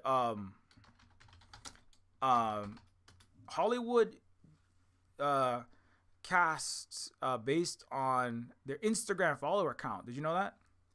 If your cast doesn't meet a certain number of Instagram followers, like the total cast has to have 6, 25, 200 million followers, or your Hollywood movie will not be greenlit for production. Like Maya Hawke talks about that. So it's actually like that's actually pretty messed up, because then it forces you into, right, neo-feudal techno king ecosystems, right? You have to use Instagram if you even want to get a job. I mean, like what, we'll get we can talk about all the reasons why, but it's kind of like you have to get on that platform. It's almost like trying to, it's like if you want to even play that game of trying to make large scale entertainment in the US, in the West, you have to get on Instagram. Some people don't want to be on Instagram because of many valid reasons. Mark Zuckerberg, horrible policies that they do to, right, shut down speech that benefits the world and stops unaliving innocent children in West Asia. And so that's yeah. So anyway, so long story short, Silver Spook, we will not be requiring you to have 30,000 Instagram followers. Okay, so if you don't have 30,000 Instagram followers, okay, it's not going to be, or you don't have 2 million, it's not going to be a make or break for you if you apply to voice act. Okay, let me just go. It's already 11:13. So if you have any questions about Neofeud, Silver Spook Cooperative, Hawaii, Landbacks, whatever, some people wanted to ask questions about Landbacks specifically. And somebody's asked me like Silver Spook. Somebody said that Landback doesn't work or it's bad or something, and so I was that person might show up and they might ask that question. But I was like, I don't have time to individually answer every single person's questions that DMs me. Otherwise, I would have no time. So I was like, you can come on here and ask it here. That way I have to answer it for the 100 to 150 people who watch this video. I suppose one major difference between Neofeud 1 and 2 is that it's not my first rodeo. So at least some of the adventure game retro point and click circles have heard of Neofeud. I already said that. There's also the fact that it's 2025. Yeah, I have been big into the Severance TV series about office drones whose personal and professional personalities are splintered from each one other. Sometimes I had a hard relate to the disoriented workers feeling cut off from certain spheres of reality. Although in my case, being enshittified by enshittified megacorp techno-feudal big techs that make it hard to find information and content. That's one thing I haven't is like I'm trying to figure out like where and how do I like get to the people I need to talk to and information I need to get to. It's becoming harder. So I just saw one of my friends say, one of my indigenous dev friends, Megan Burns, said, I can't believe I'm saying this, but I use AOL search. It is 10 times better than Google now. It like works the way search engines used to. And I was like, whoa, I'm gonna have to try that. Like AOL is like legacy. That's like Y2K, that's like Y2K. That's like millennial core stuff. That's like I'm still listening to Deftones in 2025 on repeat because like, why not? That's like I'm 42 years old and I play adventure games and I'm a grandparent. I play SNES games and I'm like a grandparent age person. Even if you might not be a grandparent, but your grandparent age. If you're 42, you're 40, 43, 44, 45, millennials, you are middle age. Many are 38-year-olds are grandparents already. So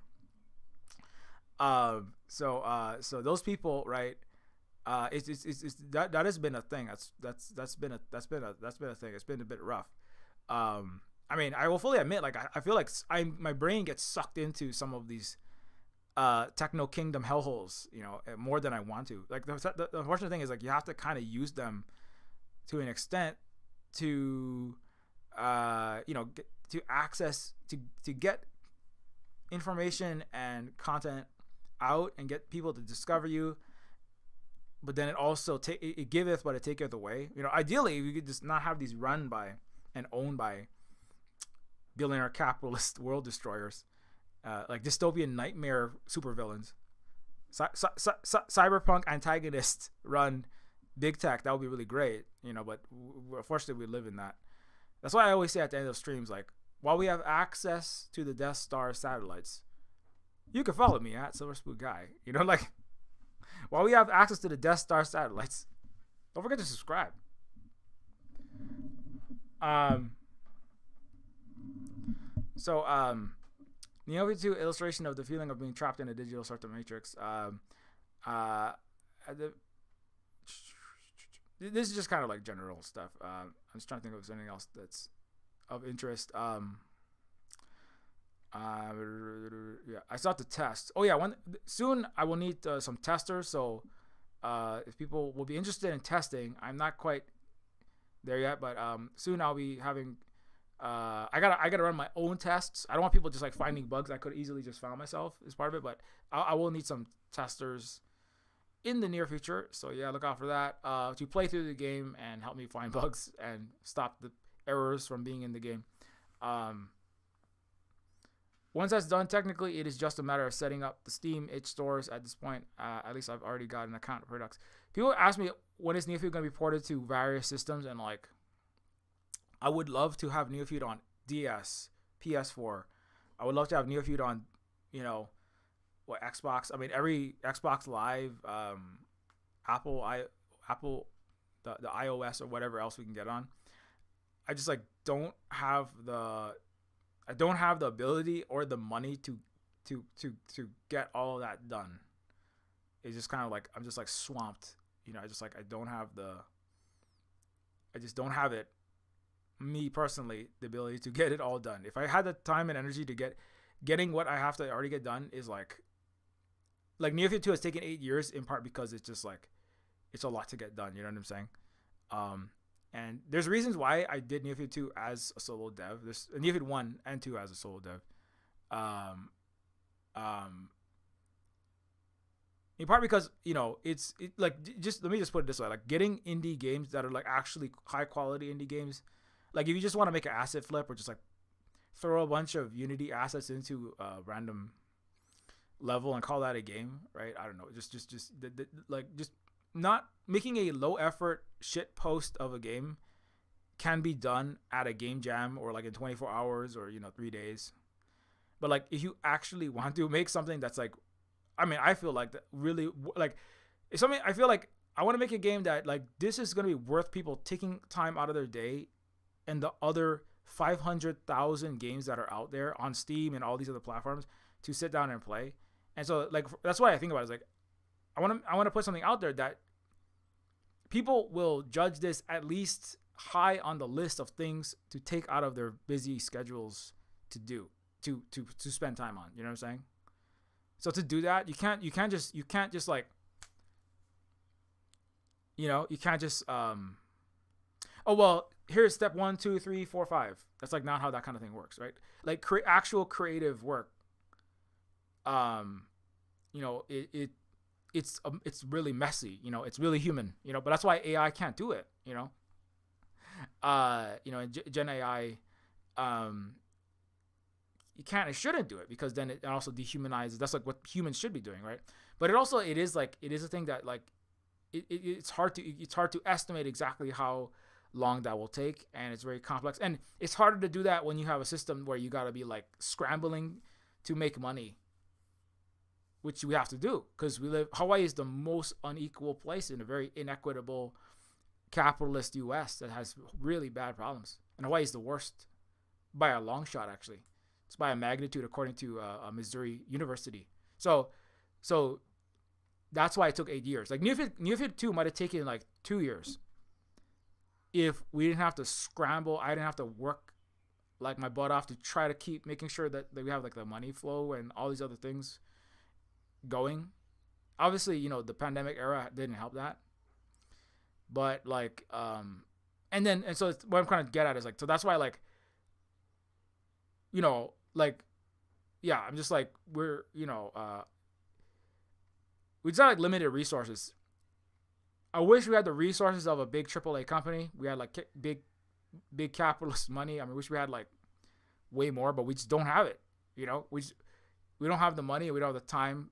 So I can't, because you have to pay money just to get access to the game porting. This is part of the inequity of capitalism and colonialism and all of that, right? I don't have the money to, you don't have the money to make money. I have the money to get access to the Nintendo thing.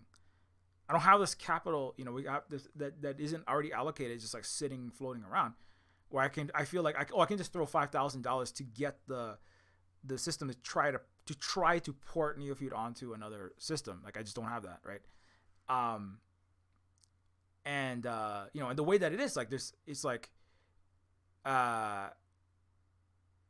we just don't. We just don't have it, right? And like even like, well, you could run a Kickstarter. To run a Kickstarter, it also takes like that's a whole job. People don't realize that. Even running a Patreon is part of it. Is like you got to update everybody. You got to get all the rewards out. There's all this back and forth that's like unseen work, right? All of those things. Now it just seems like I'm kind of like, well, so how are you supposed to do anything? How are you supposed to?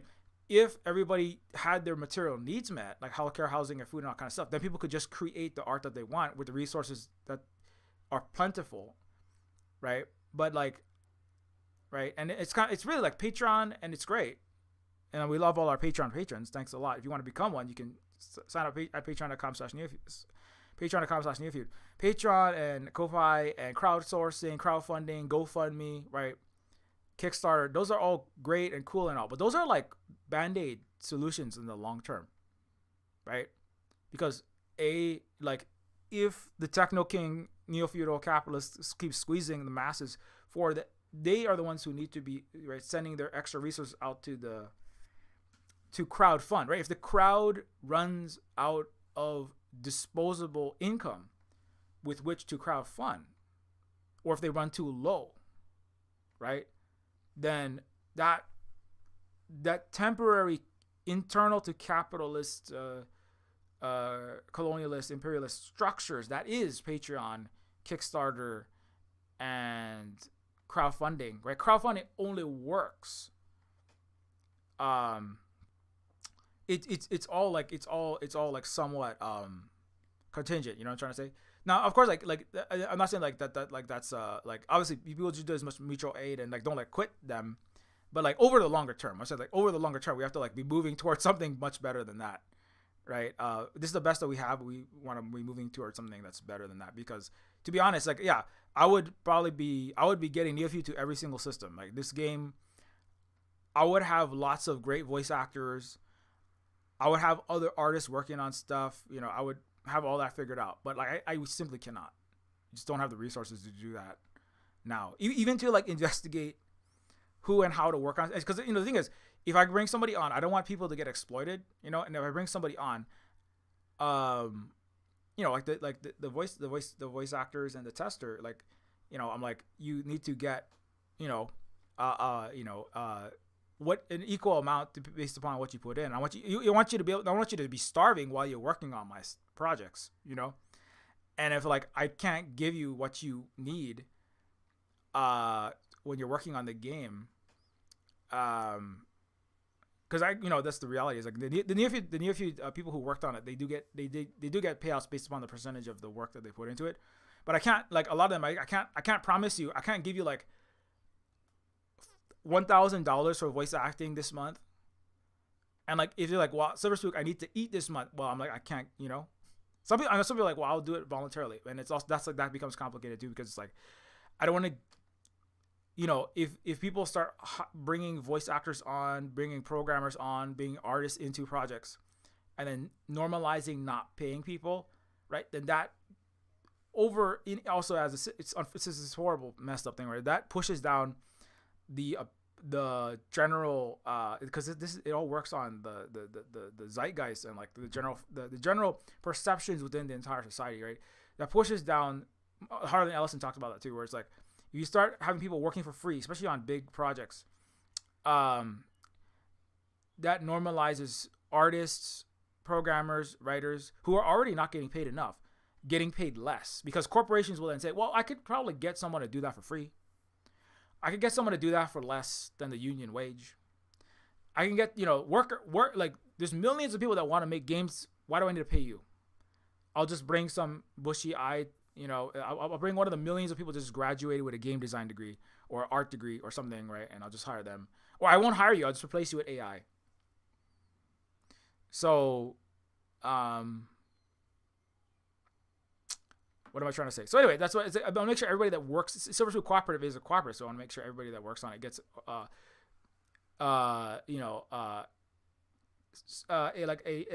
something that's there. There's no CEO. So like if you work, usually we'll sign these contracts, and it's basically like, usually it's done by percent. Sometimes people are like, I just want like this money now, and that's it. And that's like, okay, if you really want that, but it's like, in case Neofeud made a ton of money, I don't want you to feel like, oh, you didn't get money from the work you did. And so that's the way that Silver Spook Cooperative has operated. But it's also like, if I don't feel like I have the resources to, I can't bring on more people than I can like sustain with the revenue coming in that even makes sense to even try to work on that project. I'm hard to express exactly what I'm trying to say, but basically, if Neofeud was suddenly making like $1 million, and like, okay, well now we can bring in more people, we can take some of that money, and we're not worrying about bills and shit. We're not worrying about the lights going out, or we're not worrying about like if one of us has a health problem, we'll become homeless again, right? Or what if we if the car breaks, I'm not worried about where that money's gonna go. Because we have to pay for car. There's so much stuff we got to pay for, and like I'm always thinking part of my dystopian scenarios is I'm always thinking about the future, the real future, in which everything goes wrong because like Holly and I were homeless while I was working full time. Right? That's what Honolulu in 2000, it was normal to be working full time and homeless. Not in the 20 teens. I mean, like in Hawaii is the highest homeless rate. And so we were homeless. Not homeless because, mental health, there's all this bullshit and nonsense about that. Not homeless because, Vietnam veteran, you just can't readjust to society. Not homeless because of, just like you're like a trustafarian rich kid acting like a poor person, driving around, being a backpacker around Asia and then being a bum in California. Like working full time as a full-time college graduate teacher and programmer and still homeless. Like that was normal in Hawaii in 2000s. Right? Or like drastically underhoused, right? Living 22 a house. That's always been the norm in Hawaii. So I'm always projecting forward because nightmare scenarios is just a constant as a working class Hawaiian person. That's part of it. Also, I like science fiction, but I like dystopian cyberpunk science fiction because that's like my life. It's a nightmare dystopia, right? That's why I'm kind of like, it's kind of funny that these people like project, wouldn't it be bad if like there's all this horrible poverty and there was like prostitution everywhere. It's like, yeah, you come to Hawaii and you'd enjoy all the prostituted people and you have servant classes of brown people, right? You already have Westworld, right? Westworld is just Hawaii. Except it's not cowboy land, right? It's fake Hawaii land. And you come on vacation. Yeah, so anyway, that's part of like the dystopian nightmare is like, what dystopian nightmare? It's just dystopian all day long. So as our native indigenous relatives and Native American or Turtle Island relatives will say, the apocalypse happened in 1492. What are you talking about post-apocalypse? What are you talking about the future apocalypse? We've been in situ. We've been in apocalypse for the last 500 years. Like welcome to the part. Every time a Republican gets elected, right? Then many people go, "Oh my God, the apocalypse is coming." It's like it's not actually here for you, not quite. Maybe this time it's a little bit here, but like we've been in apocalypse the whole time. So welcome to the apocalypse party. The Nuka-Cola is warm. The Nuka-Cola is is in that rusting former nurse's car that doesn't work anymore. It's like join up to the mass organization trying to build socialism somehow. Anyways, okay, it's already like almost 2. I gotta leave. I don't think there's any other chats here, so I'm gonna just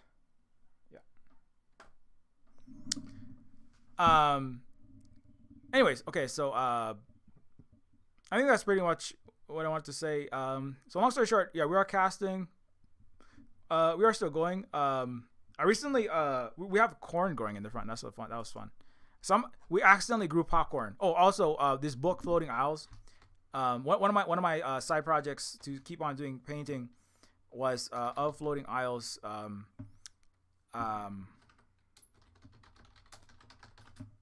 This book that I worked on the cover of. I created the cover for this book by Kavika Guillermo, or the cover art. This book is about of growing pains of video games. This is a book for all of the grandparent age millennials who played, Mario when you were 5 and Final Fantasy when you were 7, and survived the trials and tribulations of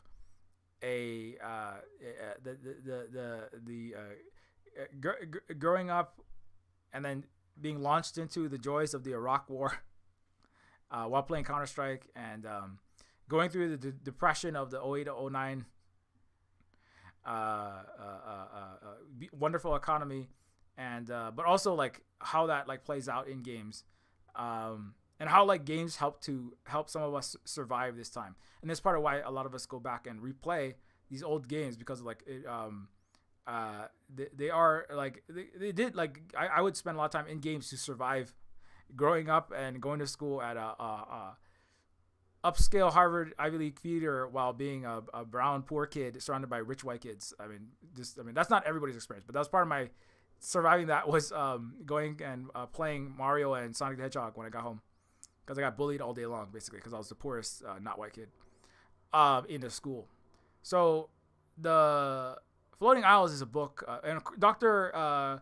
Chris Patterson, also known as Kavika Guillermo, is also he is a Filipino person from and he teaches at the University of British Columbia Social Justice Institute Game Studies class. Full disclosure, you have to play Neofeud for some of his classes. So that's just like we both co-promote each other's stuff because we both are. His family is also from Hawaii, by the way. So his family's from the same valley on the same island that I'm from. I don't live in my valley because it costs $1.2 million for the average house there. And also the water's full of U.S. military jet fuel and lead pipes. And it has the highest poverty. It has the highest poverty rate. The area that I'm from in the entire U.S. It's like a 69% poverty rate. So I don't live there anymore. Yeah. Anyway, just a random side information. Okay, let us end this stream. If you would like to help us out, don't forget everything we do is supported by ko-fi.com/cyberspook. And of course, you can give us a direct donation there to help us keep on doing this work here. You can also help us out, as I pointed out, on patreon.com/neofeud to give us ongoing support if you would like to over there. If you would like to be, again, on the priority list, when I have the open casting call, don't forget to become a Patreon. That's not the best reason to become a patron, but you also get access to all the work that, on top of helping us keep doing this education and land back and anti-capitalist, anti-imperialist video game making and other things. You can also help us to keep on. You can also get access to the updates on a regular basis that we're working on, as well as all of the. Here's some of the food updates. These are blackberries that the dog really likes. This is the sugarcane and the sweet potato that's growing very well. Help us keep doing the land back, as well as doing the game production and education. And you get access to the CyberSpook Discord and the CyberSpook University, which is over 1,000 hours of the content we have producer categorized according to topic. And so also you can help us by grabbing Neofeud, which is on Steam. So if you've been waiting to get the game, now is a great time to go run, skip, flip, hop, jump, somersault, and or pirouette to the Steam site and grab Neofeud while it is on sale.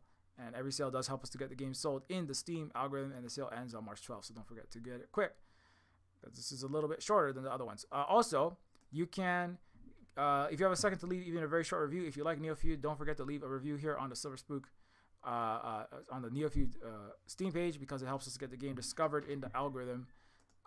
You can also help us out at grab the games on itch.io.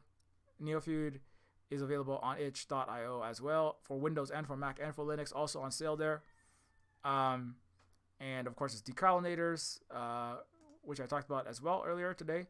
The voice actors and the Luna Oyu played the main character in this game, as well as American Johnson of Non-Compete, that is her partner, are both going to be in Neofeud 2. So if you want to be cool and be in the cool club with those people, you got to get Decolonators and Neofeud. You got to get Decolonators and Neofeud, because Neofeud was shouted out on the Non-Compete stream, and Decolonators literally has Luna Oyu in it. And people keep asking me for Decolonators 2. I would love to make Decolonators 2. We'll investigate that in the future.